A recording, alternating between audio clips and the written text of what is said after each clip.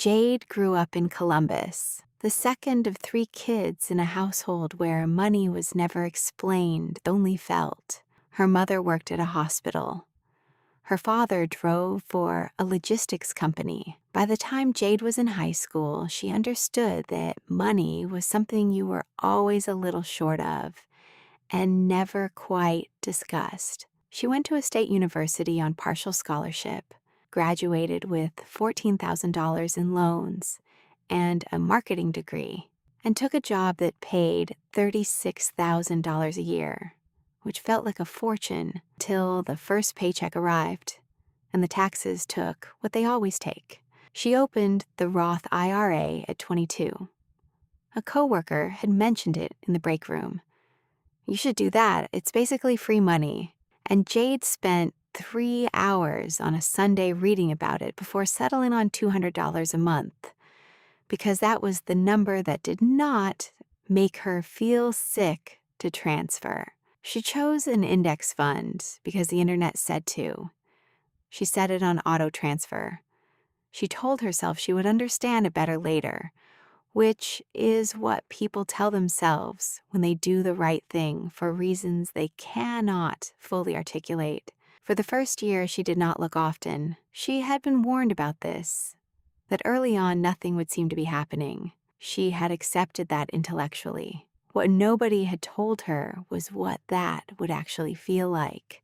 The specific, quiet tedium of doing the right thing and seeing nothing in return for it.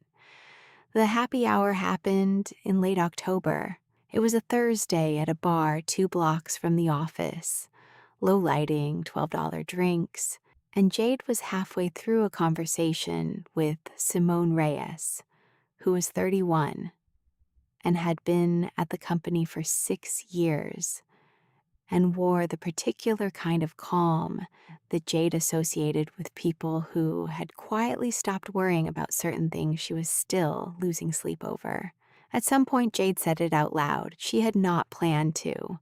She said, "I have an IRA and I contribute to it every month, and I've been doing it for almost 2 years, and I honestly cannot tell if anything is actually happening." Simone looked at her for a moment without speaking. "How much?" $200 a month. Simone was quiet again. Then she asked, "Are you going to keep doing it?" Jade said yes. "You sure?" Jade said she was sure. Simone asked for a pen from the bartender and tore a strip of napkin from the stack on the bar. She drew one straight line, nearly horizontal, flat, stretching across most of the paper. Then she paused. Then she curved the line sharply upward at the right side until it almost left the page. She pointed to a spot about 2/3 along the flat part. "You're here," she said. Jade looked at it. "That's a long flat part." "Yes," Simone said. She set the pen down. "The market doesn't decide you're serious right away. It watches first.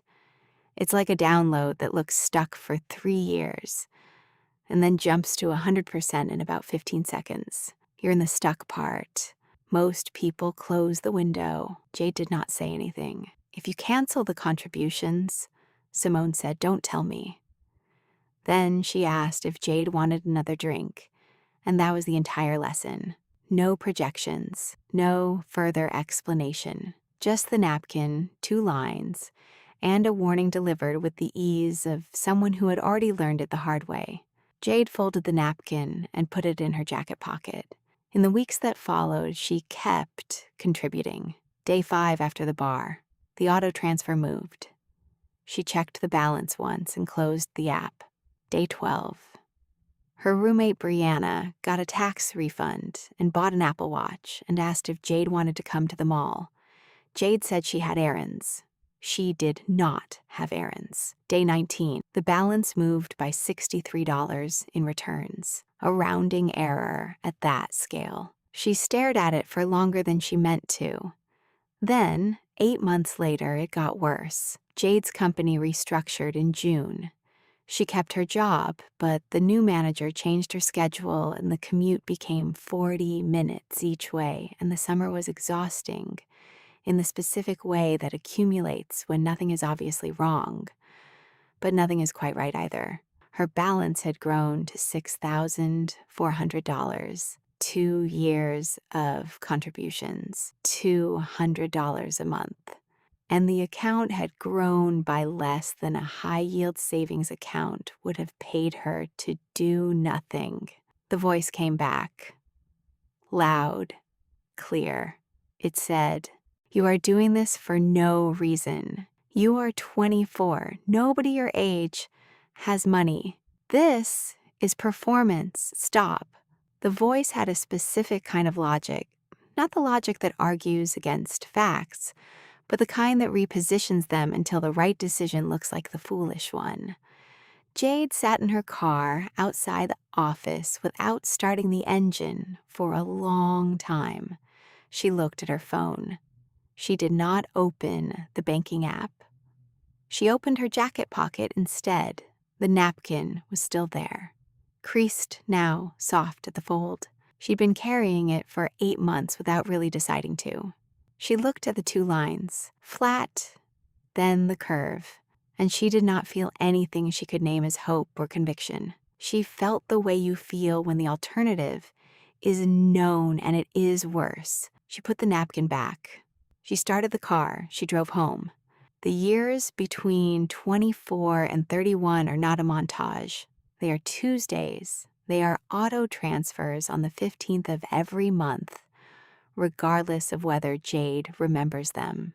2 salary increases, 1 period of 3 months where she reduced contributions to $75 because rent went up, then restored them to $200 when it stabilized. 7 years of the flat part of the line.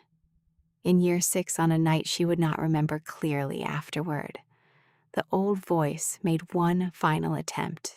It said, "You have been doing this for 6 years, and you are still not where you thought you would be." Jade was washing dishes when it came. She dried her hands. She opened the app. She looked at the balance, which had grown past $50,000, which as she had stopped being able to see clearly because the number no longer matched the sensation she had been expecting it to produce. She closed the app. She went to bed.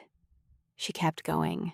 An investor who contributes $200 a month beginning at 23, assuming average market returns, will reach $100,000 somewhere in their early 30s. When Jade's account crossed that number, she was 31. She had contributed approximately $20,000 of her own money across 8 years of flat. The market had added the rest. She sat with that for a moment. Then she ran the projection forward. What if she stopped contributing entirely at this point, never put in another dollar, and simply let what was already there continue to grow for 30 years? The number the calculator returned was not a number she could hold casually in her mind. It was the kind of number that makes you understand why the flat part of the line has to be as long as it is, because what comes after it has to be earned, not by skill, not by timing, by the specific, inglorious act of staying when it made no visible sense to stay. The market does not reward you for starting early.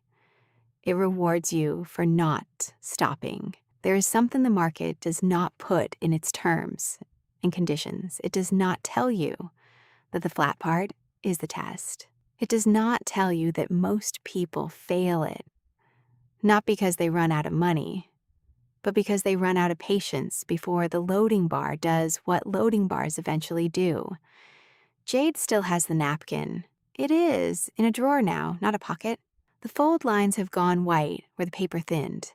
The 2 lines Simone drew are still legible. The long, flat one and the curve that goes off the edge. She is still here.